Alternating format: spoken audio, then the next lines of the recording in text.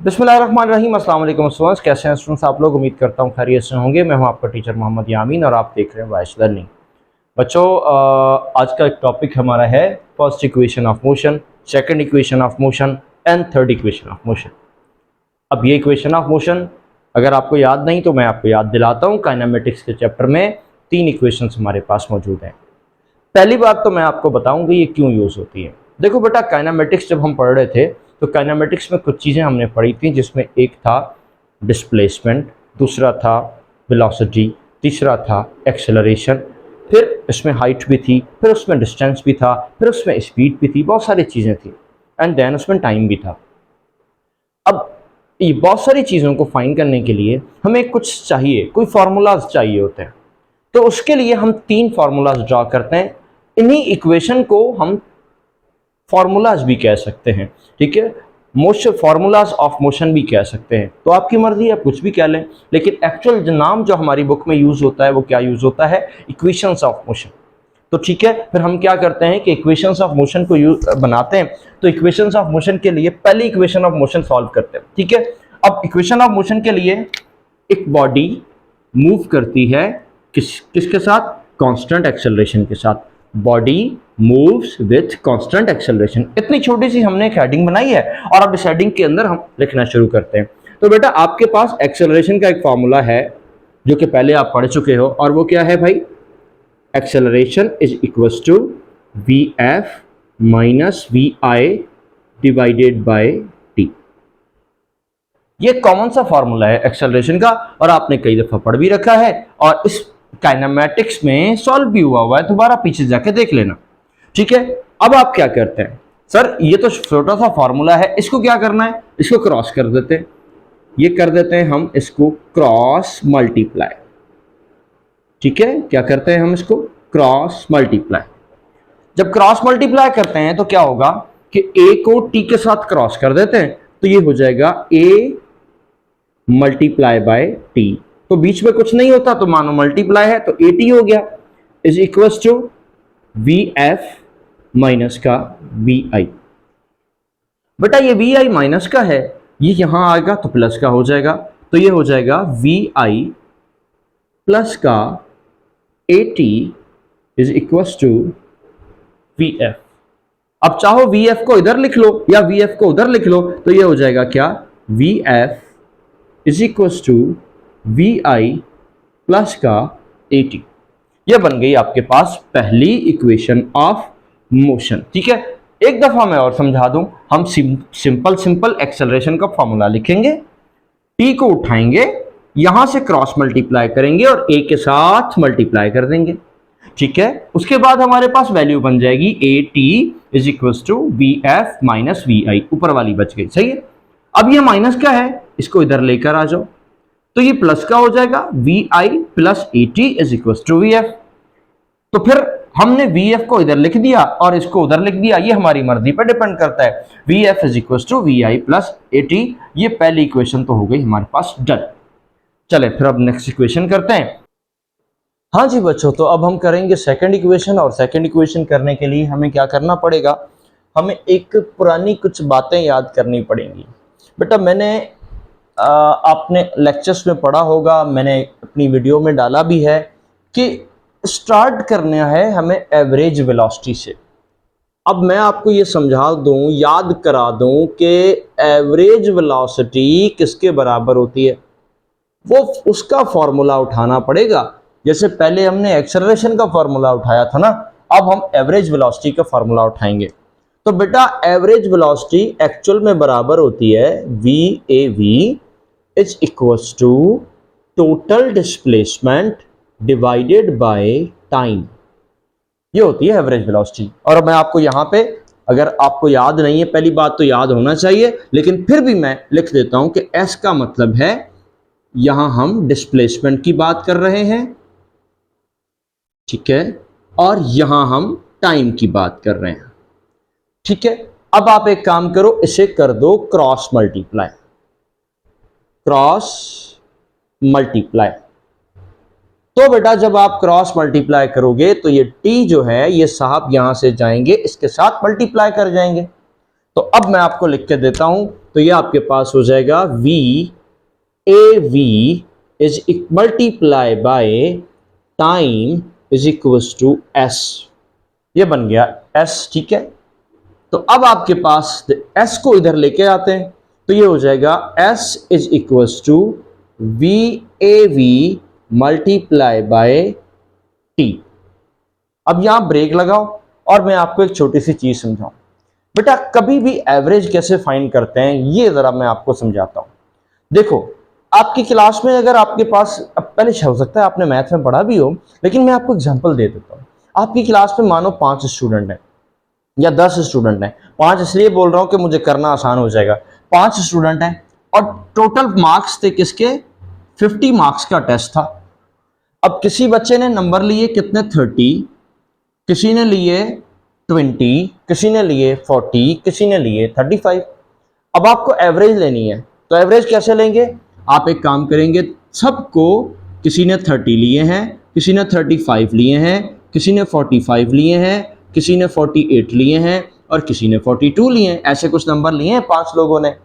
सारे नंबर्स को ऐड करो और कितने स्टूडेंट थे, 1 2 3 4 5 स्टूडेंट हैं, 5 के साथ डिवाइड कर दो। ये बन गए हमारे पास एवरेज। तो हम अब अगर वेलोसिटी की एवरेज लेनी हो तो कैसे लेंगे।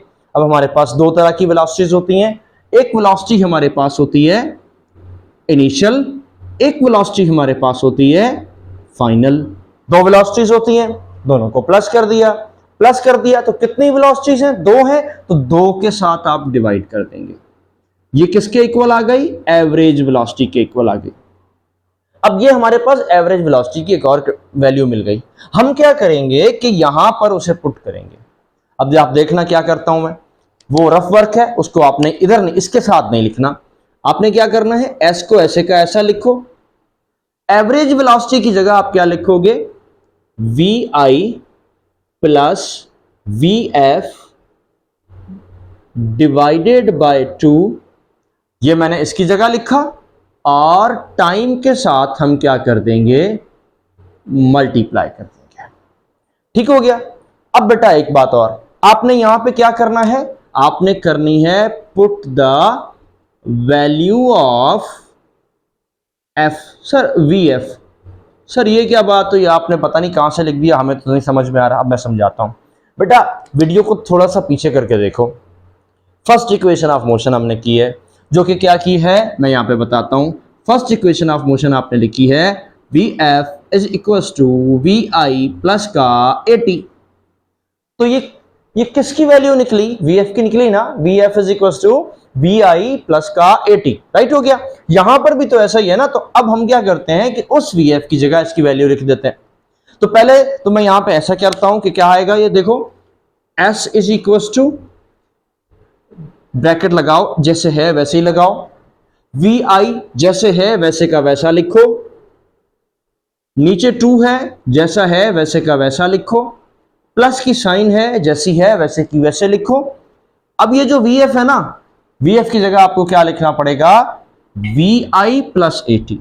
इस वी एफ की जगह आपको क्या लिखना है, V I plus A T. मैं यहां पे छोटा सा एक क्रॉस लगाता हूं, बाद में मिटाऊंगा अभी, ये नहीं लिखना। इसकी जगह आपको लिखना है V I plus A T. ये वाला वी आई पहले लिखा हुआ है, इसको छोड़ दो, ये 2 और लिखे हुए हैं इसको इसके साथ ऐड करो, वी आई प्लस का ए टी। और ये वाला जो टी है ना, इसको इसके साथ ऐसे का ऐसा मल्टीप्लाई करना है भाई। यहां तक बात क्लियर हुई, दिमाग में बात बैठी। चलो जी अब आगे बढ़ते हैं। आगे बढ़ते हैं तो थोड़ा सा सॉल्यूशन और करते हैं। ये देखो वी आई और वी आई, 2 वी आई, तो ठीक है ऐड कर दो।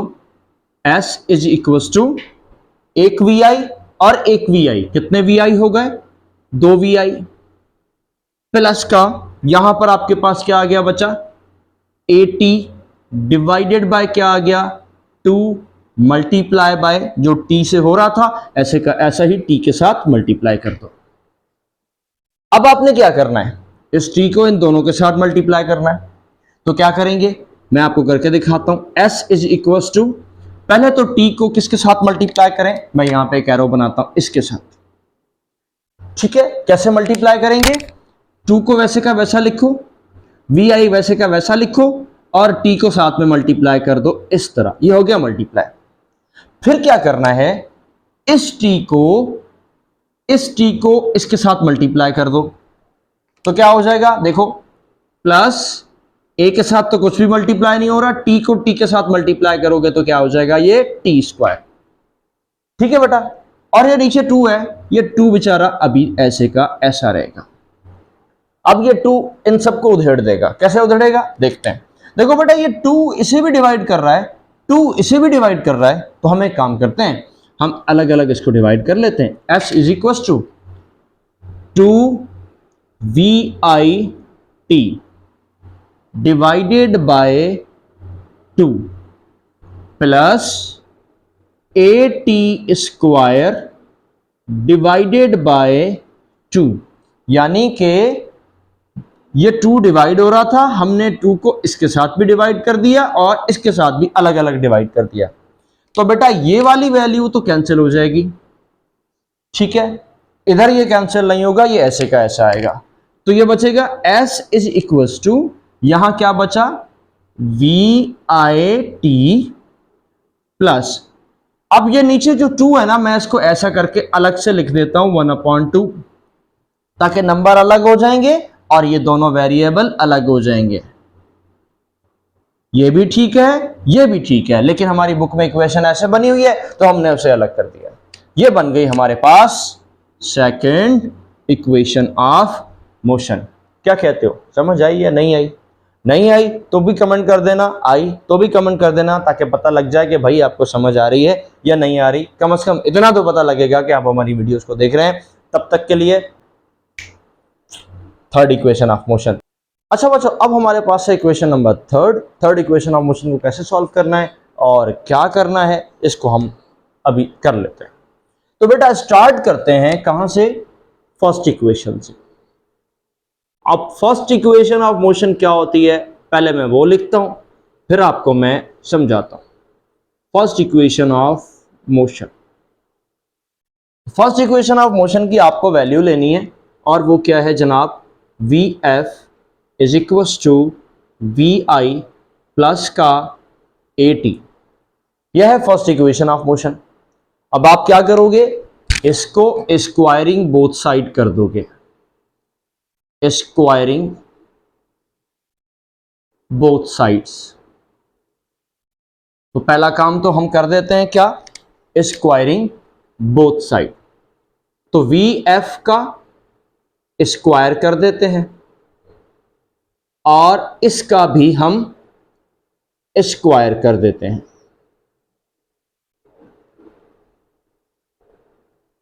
ठीक है बेटा, अब अगर इसे सॉल्व करते हैं तो देखो, VF का स्क्वायर तो VF स्क्वायर हो जाएगा। ओके, बहुत आसान सा है, VF का स्क्वायर तो VF स्क्वायर हो जाएगा और इसका स्क्वायर। अब इसके लिए एक छोटा सा फॉर्मूला है जो मैं दूसरी तरफ यहां पे लिखता हूं और फिर आप देखते रहिएगा। A plus B whole square, A plus B whole square, और जो कि बराबर होता है किसके, A स्क्वायर प्लस 2AB प्लस B स्क्वायर। ठीक है भाई, अब मान लो कि ये आपके पास A है और ये आपके पास B है और ये हो गया A plus B whole square.